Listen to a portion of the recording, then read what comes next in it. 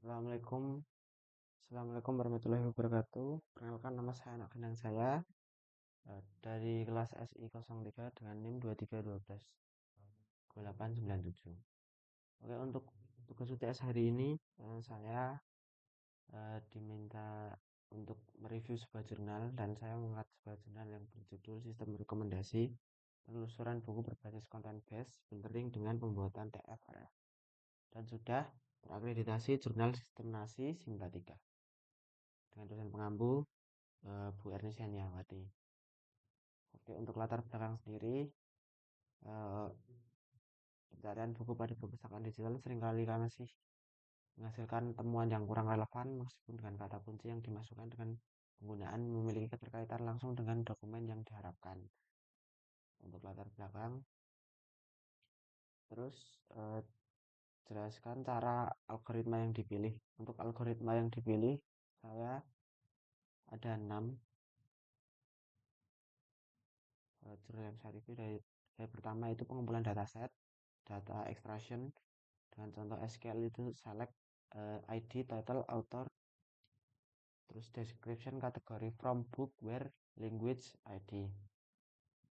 Dan yang kedua adalah processing plus NLP dan menggunakan case folding, technizing, filtering, dan stemming. Nah, untuk yang ketiga adalah pembuatan term dengan TFRF dengan rumus RF sama dengan log dalam kurung 2 tambah B bagi max dalam kurung 1, C, di mana B jumlah dokumen yang mengandung term dan C adalah jumlah dokumen yang tidak mengandung term. Oke, dan yang keempat adalah pembentukan vektor dokumen, vektor space model. Terus yang kelima adalah perhitungan conscience similarity dengan rumus berikut. Dan juga yang keenam adalah pengambilan nilai tertinggi atau ranking, bisa diartikan dengan quick sort. Dan kode di bawah ini yaitu pseudocode sederhana dalam kurung top k heb dengan heb empty min heb of size for inch doc in candidate doc sampai stack result. Nah, untuk di bab ketiga yaitu pembahasan dan visualisasi sistem, pertama saya mengumpulkan dataset terlebih dahulu yang sudah saya ambil dari Kaggle dengan relevan dengan dataset yang sudah relevan dengan jurnal yang saya review, yaitu buku perpustakaan. Nah, untuk program otomatis memiliki kolom teks paling relevan, jadi misal description, summary, title, name, ya mirip seperti dataset ya dataset jurnal yang saya review. Nah, untuk yang kedua, setelah pengumpulan yang pertama setelah input data, saya melakukan processing dan NLP dengan 4 tahapan utama, yaitu fast folding, technizing, filtering, dan stemming. Nah, untuk yang ketiga adalah pembobotan dengan rumus term TFRF. Nah, untuk yang keempat adalah pembentukan vektor dokumen, vektor space model. Dan yang kelima adalah perhitungan conscience similarity terhadap mode, yaitu dense similarity dengan rumus berikut. Dan juga untuk yang di atas untuk rumus yang kecil, dataset cukup kecil, dan yang di bawah adalah dataset besar. Nah, untuk yang keenam adalah pengambilan data tertinggi atau ranking, yaitu quick sort. Terus yang ketiga, di bagian ketiga adalah di bab ketiga adalah visualisasi. Nah, untuk visualisasi sendiri saya ada 3, yaitu histogram panjang dokumen.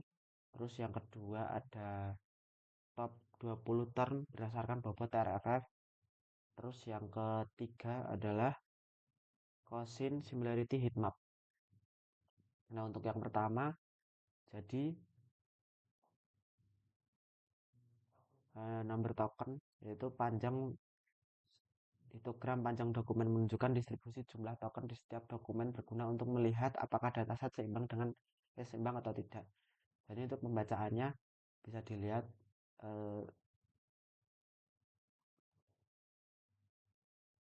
sumbu X, sumbu X ya, sumbu X yang ke atas ke bawah adalah jumlah token per dokumen, dan sedangkan sumbu Y adalah jumlah dokumen yang memiliki panjang token tersebut. Nah, untuk yang kedua adalah top 20 term berdasarkan bobot TRF. Di sini bisa dilihat ada story, life, word, war, guild, fall, book, history, love, time, tell, volume, D, new, complete, man, American, la, tar, dan one. Nah, untuk pembacaannya yaitu sumbu X adalah kata dan Y adalah nilai rata-rata bobot TRF dari kata tersebut. Nah, ini adalah 20 kata tadi yang sudah saya ubah menjadi chart. Dan yang ketiga adalah cosin similarity heatmap.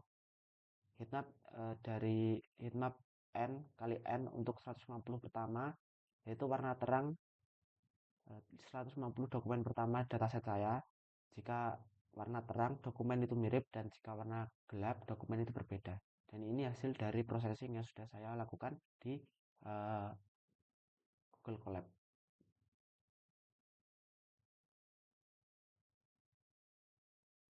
Ini hasil yang sudah saya lakukan di Google Colab. Sekian presentasi dari saya. Kurang lebihnya mohon maaf. Wassalamualaikum warahmatullahi wabarakatuh.